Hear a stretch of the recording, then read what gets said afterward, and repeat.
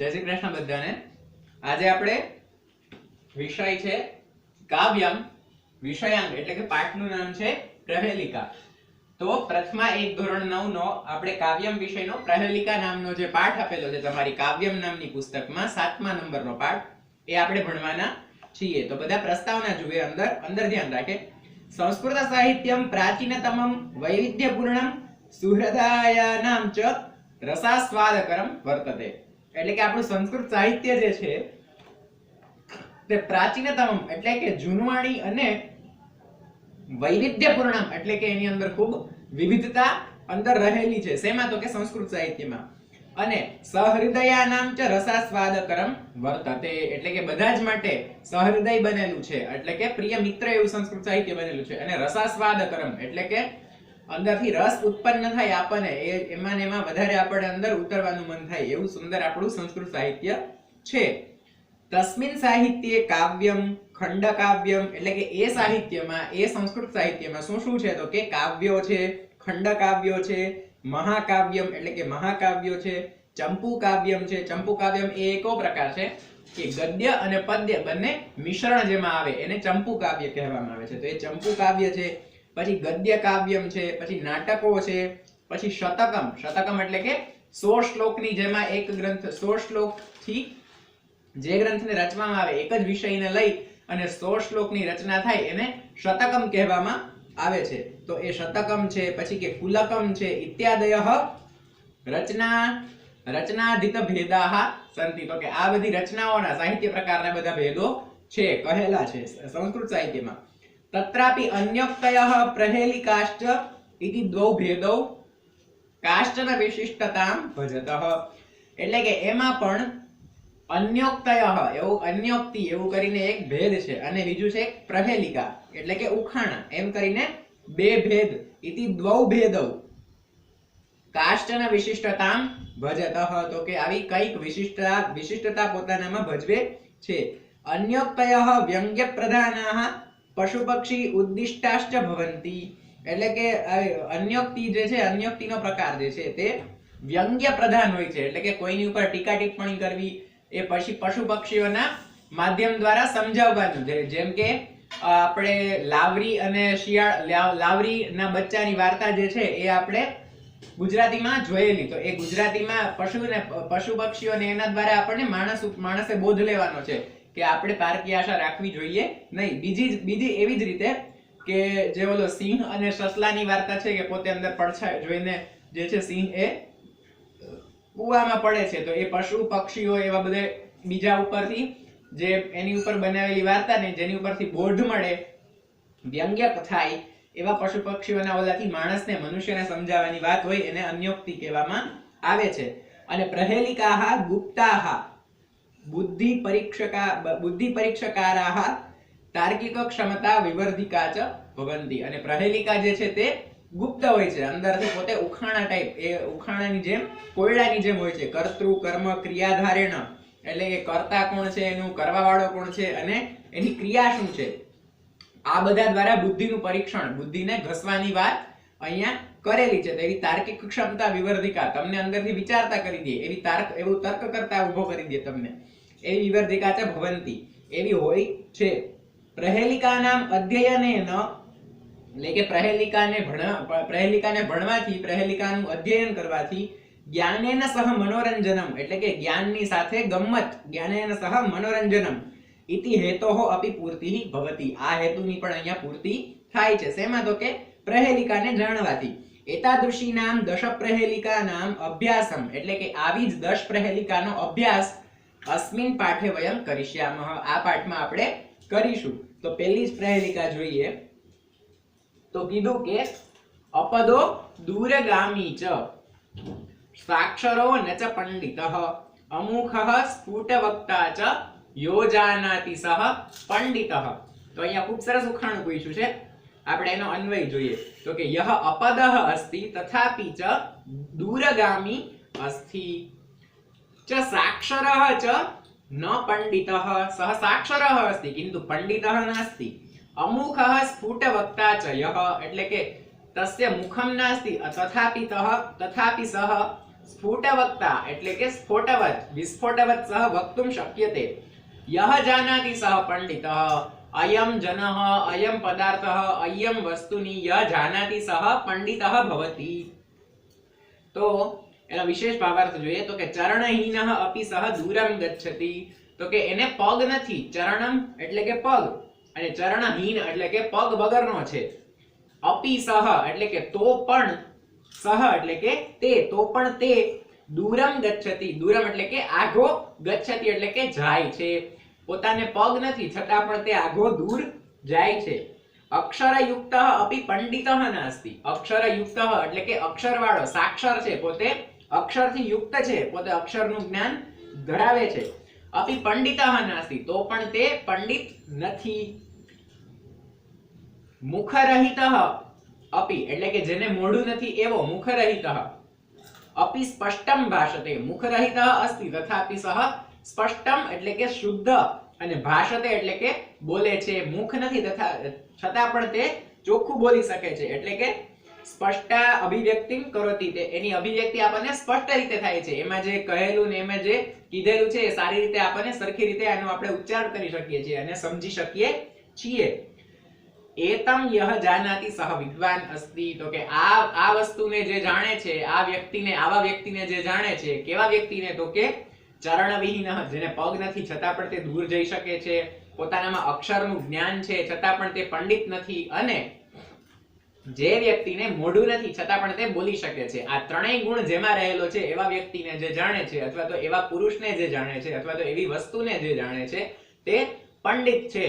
તો એવી વસ્તુ શું છે, તો કે નીચેનો ઉત્તર આપ્યો છે, જુઓ તો કે લિખિત પત્રમ એટલે કે ટપાલ, ટપાલની ઉપર આપણે લખેલું હોય ને એને પગ ન હોય છતાં પણ એ ટપાલી પાસેથી એક ગામથી બીજે ગામ બધે ગમે તેમ દૂરમ ગચ્છતિ, એક ગામથી બીજે ગામ દૂરે દૂર સુધી જઈ શકે છે। અને કીધું કે અક્ષરયુક્ત, તો ટપાલની ઉપર આપણે બધા અક્ષર લખેલા હોય છે, લખેલું હોય ને સરનામું લખેલું હોય, બીજા બધા આપણા ટપાલની ઉપર સંદેશો લખેલો હોય, સંદેશા વ્યવહારની ક્રિયા ચાલતી હોય, તો એ ટપાલની ઉપર, પત્રની ઉપર આપણે અક્ષરો પણ લખેલા હોય, એટલે એ અક્ષરવાન, અક્ષરનું જ્ઞાન પણ એ ટપાલને છે, એ કાગળને છે। મુખરહિતઃ, જો કેવું સરસ એનું સંબોધન વાપર્યું છે કે મોઢું એને નથી છતાં પણ તે સ્પષ્ટ રીતે બોલી શકે છે, તો એ કાગળને ખરેખર મોઢું નથી હોતું, પણ એ બીજાના દ્વારા જે કોઈ એને વાંચે છે ત્યારે પોતે કાગળમાં લખેલું જ સ્પષ્ટ રીતે વાંચી શકે છે અને પોતે સ્પષ્ટ રીતે બોલી પણ શકે છે, તો એ શું છે, તો લિખિત પત્રમ એટલે કે ટપાલ, જેને સંસ્કૃતમાં લિખિત પત્રમ કહેવાય છે। તો પહેલી પ્રહેલિકાનો જવાબ શું થશે, તો લિખિત પત્રમ એટલે કે લખેલી ટપાલ, કોરી ટપાલ નહીં હો, લિખિત પત્રમ લખેલી ટપાલ।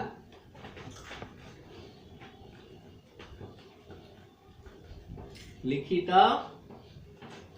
પત્રમ એટલે કે લખેલી ટપાલ, લિખિત પત્રમ એટલે કે લખેલી ટપાલ, પહેલી પ્રહેલિકાનો જવાબ થશે લિખિત પત્રમ। આગળ જોઈએ બીજી પ્રહેલિકા, તો કીધું કે એક ચક્ષુર ન કાકોયમ બિલેચ્છુર ન ચ પન્નગઃ ક્ષીયતે વર્ધતે ચૈવ ન સમુદ્રો ન ચંદ્રમાઃ। જુઓ કેવું સરસ કીધું, અન્વય જોઈએ, અયમ એક ચક્ષુઃ કાકઃ ન, કે યસ્ય એક ચક્ષુઃ અસ્તિ તથાપિ સહ કાકઃ નાસ્તિ એટલે કે કાગડો નથી, બિલેચ્છુ ન પન્નગઃ બિલમ ઇચ્છતિ બિલે નિવાસઃ કરોતિ તથાપિ સહ પન્નગઃ નાસ્તિ, પન્નગઃ અર્થાત ભુજગઃ સર્પઃ નાસ્તિ, ક્ષીયતે વર્ધતે એટલે કે ક્ષીયતે સહ ક્ષીયતે વર્ધતે ચ તથાપિ સમુદ્રઃ નાસ્તિ, તથા ન સમુદ્રઃ અસ્તિ ન ચંદ્રમા અસ્તિ, તો સહ કિમ, તો એનો વિશેષ ભાવાર્થ જોઈએ, ભાવાર્થ લખેલો કે એક નેત્રઃ સન અયમ કાકઃ નાસ્તિ, એક નેત્રઃ એટલે કે એક આંખ વાળો છે, સન એટલે કે છે, અને અયમ એટલે કે આ કાગડો નથી, એક આંખ વાળો છે પણ તે કાગડો નથી, અને બિલમિચ્છુઃ એટલે કે બિલ જે દર હોય છે એને એ ઈચ્છા, દરમાં રહેવા વાળો છે, દરની અંદર દરની ઈચ્છા રાખવા વાળો છે, બિલેચ્છુઃ પરંતુ સર્પઃ નાસ્તિ, સર્પ ક્યાં રહે, દરમાં રહે, તો એ દરમાં સર્પ રહે પણ એ જે છે દરને ઈચ્છા રાખે છે પણ તે સર્પ નથી। ક્ષય વૃદ્ધિ ભવતઃ એટલે કે ક્ષય એટલે કે એનો ક્ષય થતો જાય છે દિવસે દિવસે, અને વૃદ્ધિ એટલે કે તે વધતું જાય છે. ક્ષય એટલે કે ઘટતું જાય છે અને વૃદ્ધિ એટલે કે વધતું જાય છે. તો એની ઘટે પણ છે અને વધે પણ છે. ભવતઃ એટલે કે થાય છે, તથાપિ સહ તો પણ તે, ન ચંદ્રમાહ ચંદ્ર કેમ વધે આમ દિવસે દિવસે આમ પૂર્ણિમા આખો થઈ જાય, ફરીથી તે અમાસ આવે એટલે અમાસની એક અંધારિયું એકમ આવે એટલે તે ઘટતો ઘટતો જાય, નાનો નાનો થતો જાય, અને ફરીથી તે પૂનમ આવે ત્યારે આખો થઈ જાય. તો એ વધે છે ને ઘટે છે, પણ ચંદ્રમાં નથી. અને એવી જ રીતે સમુદ્ર પણ નથી. સમુદ્રમાં પણ ભરતી આવે ત્યારે એકદમ આખો ભરાઈ જાય, અને ઓટ આવે ત્યારે પાછો એ પાછળ જતો રહે છે. તો એ સમુદ્ર પણ નથી અને ચંદ્રમાં પણ નથી, વધે છે ઘટે છે. તો એ છે શું? તો આપણે એને કહીએ, એનો ભાવાર્થ છે, એનો જવાબ જે આપેલો છે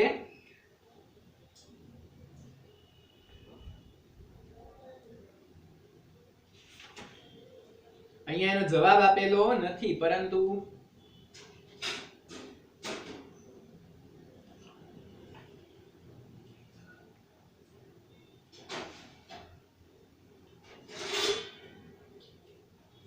હા જો આનો અર્થ આનો જે જવાબ છે એવી રીતે થાય કે સોય અને દોરો.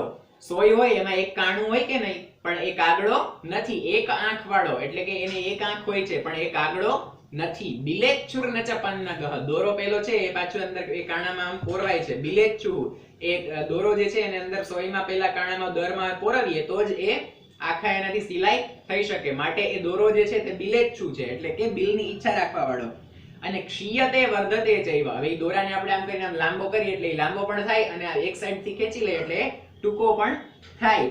ન સમુદ્રો ને ચંદ્રમા, તે સમુદ્ર પણ નથી અને ચંદ્રમા પણ નથી. તો એનો જવાબ શું થશે? સોય અને દોરો. સોય ને સંસ્કૃતમાં શું કહેવાય?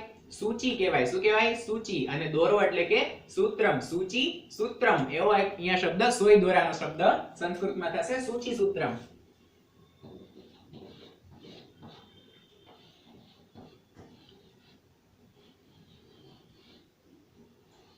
સૂચી સૂત્રમ એટલે કે સોય દોરો.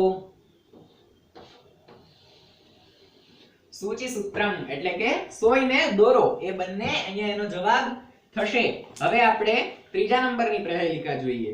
શું લખ્યું? તો કે નરનારી સમુત્પન્ના શાસ્ત્રી દેહ વિવર્જિતા અમુખી કુરુતે શબ્દમ જાત માત્રા વિનશ્યતિ. એટલે કે એનો અન્વય જોઈએ તો કે નરનારી સમુત્પન્ના, નર તથા નારી દ્વારા सा समुत्पन्ना अस्ति. स्त्री सा देह विवर्जिता. नरनारी समुत्पन्ना स्त्री अस्ति किंतु देह विवर्जिता अस्ति. अमुखी शब्दम कुरुते, मुखम नास्ति तथापि शब्दम कुरुते. जात मात्रा विनिश्यति, जन्मं भवति एवं क्षण मात्रेण सह विनिश्यति. तो एनो विशेष भावार्थ જોઈએ તો કે પુરુષેણ સ્ત્રિયા ચ સમુત્પન્ના अपि सा नारी देह रहिता वर्तते. તો કે પુરુષ અને સ્ત્રીથી તે ઉત્પન્ન થાય છે, તથા પણ તો પણ સા નારી એટલે કે તે નારી જે છે તે દેહ રહિતા વર્તતે. એટલે એ પુરુષ અને સ્ત્રી દ્વારા બંને દ્વારા તે ઉત્પન્ન થાય છે પણ તે દેહ રહિત છે. અને મુખ રહિતા अपि रवम करोति એટલે કે એનું મોઢું નથી છતાં પણ તે અવાજ કરે છે. રવમ એટલે કે અવાજ, અને કરોતિ એટલે કે કરે છે. અવાજમ રવમ કરોતિ સમુત્પન્ના અનુક્ષણમેવ વિનષ્ટા વર્તતે. તો કે જેમ તરત ઉત્પન્ન થાય છે તરત જ મરી જાય છે. તો આવી કોણ છે? આવી શું છે? તો કે છોટિકા. એટલે કે જો નીચે એનો શબ્દ વાપર્યો છે ચપટી. તો એને નરનારી સમુત્પન્ના કેમ કીધી? તો કે અંગૂઠો કઈ લિંગમાં આવે? તો પુલ્લિંગમાં. સંસ્કૃતમાં અંગૂઠાને શું કહેવાય? અંગુષ્ઠઃ. અંગુષ્ઠઃ કીદૃશઃ. તો અંગૂઠો કેવો એ આપણે પુલ્લિંગમાં આવે. અને આ શું આવે? આ ચપટી શેનાથી વાગે? બીજી આંગળીથી. તો આંગળી કેવી એ સ્ત્રીલિંગમાં આવે. તો આ પુલ્લિંગ અને સ્ત્રીલિંગ એ બંનેના સમન્વયથી ઉત્પન્ન થાય છે. શું? તો કે ચપટી. તો કે આ બંને દ્વારા એ ઉત્પન્ન થાય છે. અને દેહ વિવર્જિતા, એને કોઈ દેહ તો હોતો નથી.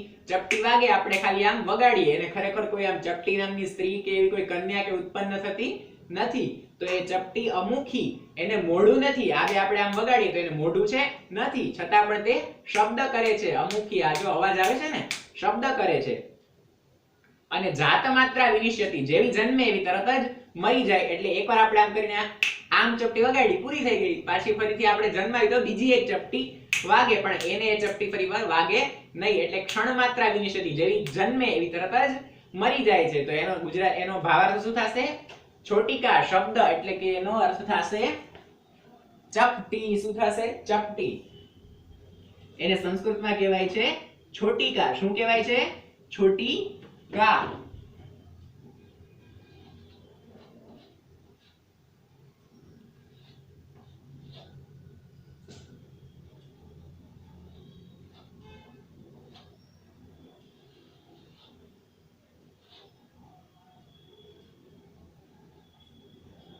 છોટીકા, જેને આપણે ગુજરાતીમાં ચપટી કહીએ છીએ. નીચે જુઓ ભાવાર્થ પણ આપ્યો છે, ગુજરાતીમાં ચપટી એમ.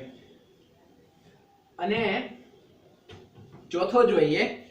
ચોથો આપણે હવે આવ્યા પ્રહેલિકા જે છે તે ચોથું ઉખાણ. તો કીધું કે અનેક સુશિરમ વાદ્યમ કાંતમ ચ ઋષિ સંગીતમ અને ચક્રીણા ચ સદારાધ્યમ યોજાનાતિ સહ પંડિતઃ. તો અહીંયા કીધું સરસ, તો કે અનેક સુશિરમ વાદ્યમ કાંતમ ચ ઋષિ સંગીતમ અને ચ ચક્રીણા એટલે કે વિષ્ણુ ભગવાન. ચક્રીણા એનો ખરેખર એક અર્થ થાય છે વિષ્ણુ, પણ સદારાધ્યમ એટલે કે એ વિષ્ણુને સદા ધ્યાન કરવા વાળા છે. અને યહ જાનતિ સહ પંડિતઃ, આને જે આ ઉખાણને જે જાણે તે પોતે પંડિત છે. હવે એનો વિશેષ ભાવાર્થ જોઈએ. તો કે અનેક છિદ્ર યુક્તમ અપી રમણીયમ કિંચન વાદ્યમ અસ્તિ, એટલે કે ઘણા બધા કાણાવાળું, ઘણા બધા છેદવાળું જે છે પોતે. અને રમણીયમ કિંચન વાદ્યમ અસ્તિ એટલે કે રમણીય એક વાદ્ય પણ છે. અને કસ્યચિત ઋષેહે નામના પ્રસિદ્ધમ એટલે કે કોઈક ઋષિના નામથી પણ તે પ્રસિદ્ધ છે. વિષ્ણુના સદા સમારાધનીયમ અસ્તિ એટલે કે એ ઋષિ વિષ્ણુનું સદા ધ્યાન કરવા વાળા છે. અને તત્કિમ યહ સહ વિપશ્ચિત અસ્તિ એટલે કે આને જે જાણે છે તે પોતે ખૂબ જ પંડિત કહેવાય છે. તો એનો અર્થ, એનો જવાબ જે કીધેલો તો તે છે વલ્મીકઃ એટલે કે રાફડો. તો રાફડો કેવી રીતે? તો કે રાફડો જે હોય એને ઘણા બધા ઉપર જો રાફડો બનેલો હોય તો એને ઉપર ઘણા બધા એને કાણા હોય, એને દર હોય. તો અહીંયા કીધું કે અનેક છિદ્ર યુક્તમ, એને ઘણા બધા છેદ હોય છે, છિદ્ર હોય છે. અને તે પોતે રમણીય વાદ્ય, એની અંદર જ્યારે પવન આવે ને ત્યારે રાફડામાંથી અવાજ આવે, તે એક રમણીય વાદ્ય કહેવાય છે. પવન જેમ અંદર વાંસળીમાં કેમ આપણે પવન ફૂંકીએ અને એના કારણામાંથી પછી એ પવન પસાર થાય એટલે એનો વાંસળીમાંથી સૂર નીકળે, એવી જ રીતે પવન જ્યારે ખૂબ જોશથી વાતો હોય અને રાફડાની અંદર પવન જાય તો એ રાફડામાંથી પણ અવાજની ધ્વનિ ઉત્પન્ન થાય. એટલે કે અનેક છિદ્રવાળું છે, પવન દ્વારા એની અંદરથી ધ્વનિ ઉત્પન્ન થાય છે. રમણીયમ એટલે કે સુંદર શબ્દ. કિંચન વાદ્યમ અસ્તિ એટલે કે જેમ કોક વાદ્ય વાગતું હોય એવો એક સુંદર અવાજ એની અંદરથી થાય છે. કસ્યચિત ઋષેહે નામના પ્રસિદ્ધમ. તો અહીંયા કીધું સંસ્કૃતમાં રાફડાને શું કહેવાય? તો કે વલ્મીકઃ. અને વાલ્મીકી કરીને એક ઋષિ થઈ ગયા જેની ઉપર રાફડો ખૂબ જ થઈ ગયો હતો, એટલે ભગવાને એને નામ આપ્યું વાલ્મીકી. તો તપ કરતા કરતા એ વાલ્મીકી ઋષિએ પોતાની ઉપર રાફડો બનાવી લીધો, એટલે વલ્મીકા જાતઃ વાલ્મીકી એવું ભગવાને એને, નારદે એને ઉપમા આપી વાલ્મીકીની. તો એ વાલ્મીકી ઋષિના નામની સાથે જ આનો સંબંધ છે. શેનો? તો કે વલ્મીકઃ, રાફડાનો. અને વિષ્ણુના સદા સમારાધનીયમ અસ્તિ, અને એ રાફડાની અંદર રહેવાવાળા કોણ હોય? તો કે સર્પ. અને સર્પ કોની પૂજા કરે? વિષ્ણુ ભગવાનની પૂજા કરે. તો વિષ્ણુના સદા સમારાધ્યમ અસ્તિ. અને તત્કિમ યહ જાનતિ સહ વિપશ્ચિત અસ્તિ એટલે એને જે જાણે છે તે મોટો પંડિત છે. તો આપણે જાણી ગયા છીએ, તો આપણે એના મોટા પંડિત છીએ. કે એનો અર્થ શું થાય? તો કે વલ્મીકઃ એટલે કે રાફડો. તો સંસ્કૃતમાં રાફડાને શું કહેવાય? અને આપણી ચોથી પ્રહેલિકાનો જવાબ શું છે? તો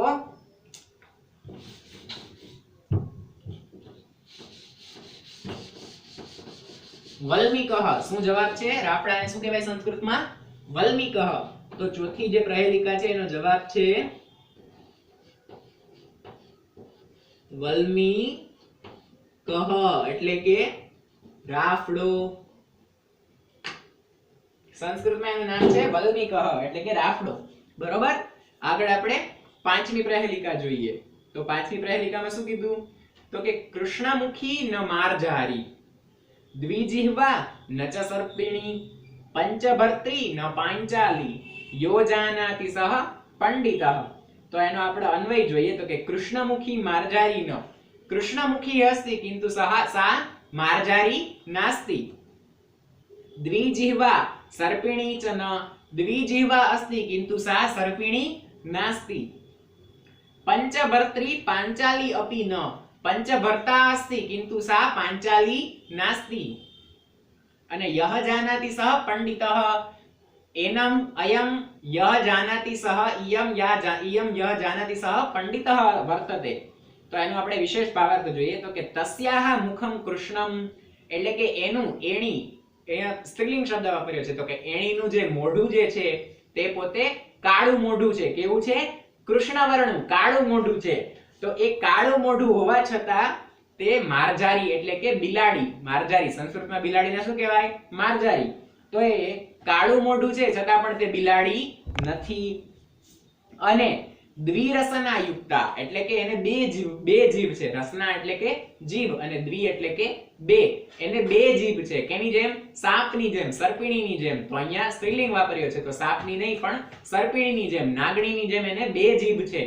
પણ તે પોતે સર્પિણી નાસ્તી, પણ તે સર્પિણી નથી. અને બે જીભ છે પણ તે પોતે સર્પિણી નથી. અને પંચપતિવતી અસ્તિ એટલે કે એને 5 પતિઓ છે પણ તે પોતે પાંચાલી એટલે કે દ્રૌપદી, પાંડવોની પત્ની. પાંડવોની પત્ની કોણ? દ્રૌપદી. દ્રૌપદીને 5 પાંડવો એને પરણ્યા હતા અને 5 પાંડવો દ્રૌપદીના પતિ હતા. તો અહીંયા કીધું કે એવી જ રીતે 5 પતિ એના છે પણ તે પોતે પાંચાલી એટલે કે દ્રૌપદી નથી. અને ઇમામ યહ જાનાતિ એટલે કે એને એવીને જે જાણે છે તે પોતે ચતુર માણસ ગણાય છે, પોતે પંડિત કહેવાય છે. તો એવું શું છે? તો અહીંયા નીચે જવાબ આપ્યો છે લેખની. લેખની એટલે કે બોલપેન. આપણે જેનાથી લખીએ એને સંસ્કૃતમાં બોલપેનને શું કહેવાય? લેખની. ઇન્ડી પેન હોય ને એને લેખની કહેવાય. તો તસ્યાહ મુખમ કૃષ્ણમ એટલે કે બોલપેન હોય એનું આગળનું મોઢું કેવું હોય? સહીવાળું, એકદમ ભૂરું અને કાળા વર્ણ જેવું હોય. તો એ કૃષ્ણમ એટલે કે કાળું હોય છે. એનું મોઢું કેવું હોય છે? કાળું. અને દ્વિરસના, તો અહીંયા ખરેખર કઈ પેન કીધી? ઓલી જે વપરાય ને જૂની ઇન્ડી પેન, સહી દ્વારા વાપરવામાં આવે. એને તમે જુઓ ને તો આમ વચ્ચેથી આમ લીટી હોય એટલે એને બે મોઢા હોય ને આમ બે ભાગ પડતા હોય ને એવું એને હોય. તો એ દ્વે જીહ્વા એટલે કે એને બે જીભ હોય છે. એક આમ હોય અને એક એની અંદર આવી રીતે આમ નાનકડી રહેલી હોય. તો એ દ્વિજીહ્વા નચ સર્પિણી, બે જીભ છે પણ તે પોતે નાગણી એટલે કે સર્પિણી નથી. અને પંચભર્ત્રી તથાપી સા પાંચાલી ન વર્તતે, એને 5 પતિઓ હોય છે. કેવી રીતે? તો કે આ 5 આંગળાથી જ આપણે આવી રીતે પેન પકડીને લખીએ ને, તો એ 5 આંગળીએથી આપણે આવી રીતે પેન પકડીને લખીએ છતાં પણ એ 5 જે આંગળીઓ અને 5 આંગળા છે એ એને 5 પતિ રૂપે અહીંયા કીધેલા છે. તો પણ તે પાંચાલી નથી એટલે કે તે દ્રૌપદી નથી. અને યહ જાનાતિ સહ પંડિતઃ એને જે જાણે તે પોતે પંડિત કહેવાય છે. તો અહીંયા આપણે એને જાણી ગયા છે કે એને શું કહેવાય? લેખની કહેવાય એટલે કે બોલપેન. સંસ્કૃતમાં બોલપેનને શું કહેવાય? લેખની.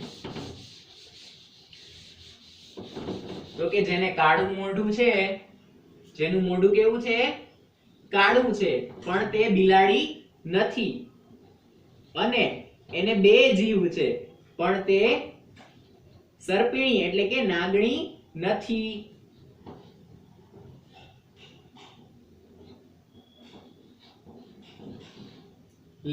લેખીની નહીં હો, લેખની નામ છે. બોલપેન ને સંસ્કૃતમાં કહેવાય લેખની. અને પોતે 5 પતિઓ, 5 આંગળી વડે એને લખવામાં આવે છે છતાં પણ તે પાંચાલી એટલે કે દ્રૌપદી નથી. પણ તે શું છે? તો કે તે બોલપેન છે, લેખની છે. તો અહીંયા આપણે 5 પ્રહેલિકા સુધી ભણેલા. આગળનું આપણે આગળના વિડીયોમાં એટલે કે આવતીકાલે જોઈશું. જય શ્રી કૃષ્ણ બધાને.